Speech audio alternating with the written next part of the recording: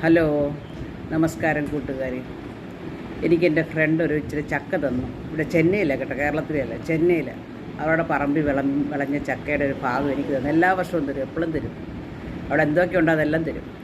ആ ചക്ക തന്നു. അപ്പോൾ ആ ചക്ക ഞാൻ വേവിക്കാനെടുത്തപ്പോൾ ഓർത്തു, നാട്ടിൽ ചെന്നപ്പോൾ ഞങ്ങളുടെ ഒരു സ്വന്തക്കാർ ചോദിച്ചായിരുന്നു, ഈ ചക്ക നമ്മളെങ്ങനെയാണ് വേവിക്കുന്നത്, കുക്കറിലിടണോ പാത്രത്തിലിടണോ, എത്രയും വെള്ളം ഒഴിക്കണം എന്നൊക്കെ ഒരു പ്രാവശ്യം എൻ്റെ അടുത്ത് ചോദിച്ചു. അപ്പോൾ ഞാൻ ഓർത്തു, നമുക്കൊക്കെ ചക്ക വേവിക്കാൻ അറിയാം. ഈ അറിയാൻ വയ്യാത്ത ന്യൂ ജനറേഷൻസൊക്കെ കാണുമല്ലോ, നമ്മുടെ മക്കളുടെ പ്രായക്കാരൊക്കെ. അപ്പോൾ ചുമ്മാ ചക്ക വേവിക്കുന്ന ഒരു വീഡിയോ ഇടാമെന്ന് വിചാരിച്ചു. ആ ചക്ക കിട്ടുക ഞാനൊന്ന് വേവിക്കുക, അത് നമുക്കൊന്ന് നോക്കാം. Thank you.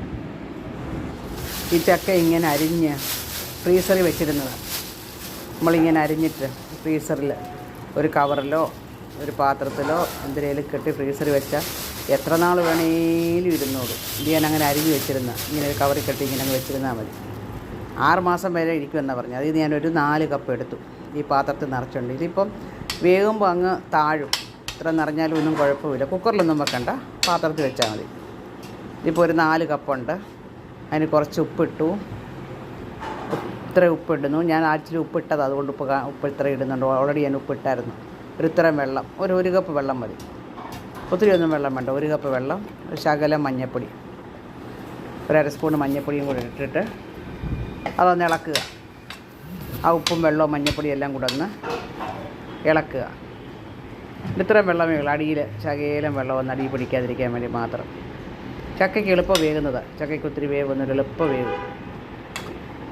ഇത്രയും വെള്ളം മതി. അതിനകത്ത് വെള്ളം കാണാം. അത്രയും വെള്ളം മതി. 1 കപ്പ് വെള്ളം മതി.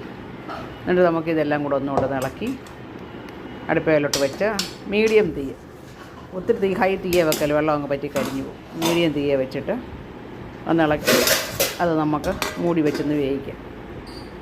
ആ സമയം കൊണ്ട് നമുക്ക് അരപ്പുണ്ടാക്കാം. ഒരു മിക്സിക്കകത്തോട്ട് കുറച്ചൊരു പച്ചമുളക്, അല്ലെ കാന്താരിയോ പച്ചമുളക് എന്തെങ്കിലും, കുറച്ച് ജീരകം. ഈ ചിലരൊന്നും ജീരകം അരയ്ക്കത്തില്ല, പക്ഷെ ഞങ്ങളൊക്കെ ജീരകം അരയ്ക്കും.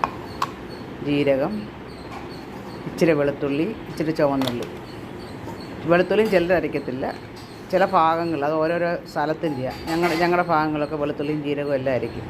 നമ്മൾ തോരനൊക്കെ അരയ്ക്കുന്ന പോലെ ഇച്ചിരി ചുവന്നുള്ളി ഇതെല്ലാം കൂട്ടൊന്ന് ചതച്ചാൽ മതി, അരയരുത്. ചെറുതായിട്ട് ആ പൾസ് മോഡിലിട്ട് ഒന്ന് ചതച്ചെടുത്തിട്ട് ഇനി തേങ്ങ ഇടുക. ഈ തേങ്ങ ഇങ്ങനെ ഞാൻ തിരുമ്മി ഫ്രീസറിൽ വെച്ചേക്കുന്നത്. എത്ര നാൾ വേണേലും ഇരുന്നോളൂ. എത്ര നാൾ ഇരിക്കത്തില്ല, തീർന്നു പോവും.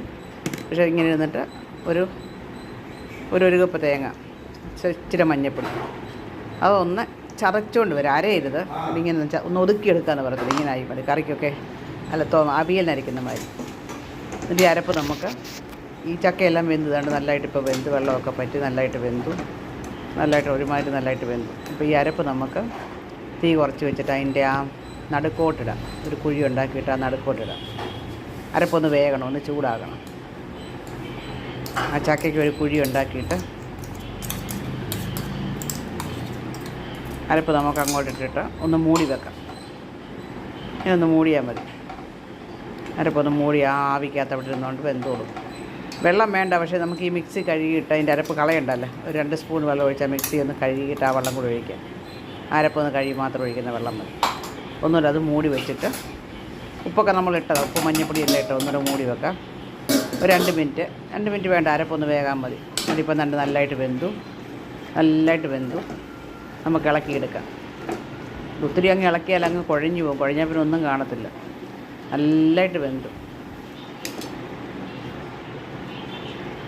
ആക്ച്വലി തവിയുടെ മറ്റേ സൈഡ് വെച്ചൊക്കെ ഇളക്കാം. അങ്ങനെ ഇളക്കി, ഇതിപ്പോൾ ഓൾറെഡി വെന്തതാണ്. ഇങ്ങനെ ഇളക്കിയെടുത്താൽ മതി. വേണമെങ്കിൽ നമുക്ക് ആ തവി വെച്ചൊന്ന് ഉടച്ചു കൊടുക്കാം, വെന്തില്ലെങ്കിൽ. പക്ഷേ ഇത് നല്ലതായിട്ട് വെന്തു. ഇതിനിപ്പോൾ അങ്ങനെ ഇങ്ങനെ ഒന്ന് ഉടച്ചു കൊടുത്താൽ വേഗം വല്ല കഷ്ണങ്ങളും ഉണ്ടെങ്കിൽ അങ്ങ് ഉടയും. പക്ഷേ അങ്ങ് ഉടച്ച് കഴിയുമ്പോൾ ഇല്ല. എന്നിട്ട് കടുവ് വറുക്കാം. ഈ ചിലയിടത്തൊന്നും കടുവ് വറുക്കത്ത, വെളിച്ചെണ്ണ അങ്ങ് ഒഴിച്ച് കരിയാപ്പല എടുത്തുള്ളൂ. ഞാനിതൊന്ന് കടുവ് വറുക്കുന്നത് എന്തിനാണെന്ന് ചോദിച്ചാൽ, അതിന് ചക്കയ്ക്കൊരു ചെറിയ മധുരം ഉണ്ടായിരുന്നു, പഴുപ്പ് കയറിയായിരുന്നു. അതുകൊണ്ടൊന്ന് കടുവ് വറുക്കുക. എണ്ണ ഒഴിച്ച് വെളിച്ചെണ്ണ ഒഴിച്ച് കടുക് ഇട്ടു. ചക്കയ്ക്ക് എപ്പോഴും കോമ്പിനേഷൻ വെളിച്ചെണ്ണയാണ്. 2 മുളക് മുറിച്ചിട്ടു. കടുക് പൊട്ടിയപ്പോൾ 2 മുളക് മുറിച്ചിട്ടു. പച്ചമുളക് അരച്ചതാണ്. കടുക് വറുക്കാൻ വേണ്ടി 2 മുളക് മുറിച്ചിട്ടു. ഇച്ചിരി ഉള്ളി, അത് സവോളയോ ചെറിയ ഉള്ളി ഏതെങ്കിലും മതി. ഇച്ചിരി ഉള്ളി ഇട്ടു. ഇച്ചിരി കരിവേപ്പില, കുറച്ച് കരിവേപ്പില ഇട്ടു. എന്നിട്ട് ആ ഉള്ളി ഒന്ന് മൂക്കുമ്പോൾ ഞാൻ ഇച്ചിരി തേങ്ങാപ്പിരിയും ഇടുക. ഇടുന്നത് എന്തിനാണെന്ന് ചോദിച്ചാൽ ഞാൻ പറയാം, ചക്കയ്ക്ക് ഒരു ചെറിയ മധുരം ഉണ്ടായിരുന്നു. അതിൻ്റെ ടേസ്റ്റ് ഒന്ന് മധുരം ഒന്ന് മാക്കാൻ വേണ്ടി ഇച്ചിരി തേങ്ങാപ്പിരിയോട് ഇട്ട് അത് നമ്മൾ ഈ എരിശ്ശേരിക്കൊക്കെ വരെ വറക്കുന്ന മാതിരി അതിട്ട് അതുകൂടെ നമുക്ക് ഇളക്കിയെടുക്കാം. അതിട്ട് ഇളക്കി അങ്ങനെ കാണിക്കുന്നു. ഇച്ചിരി വെളിച്ചെണ്ണ മേലെ ഒഴിക്കാം.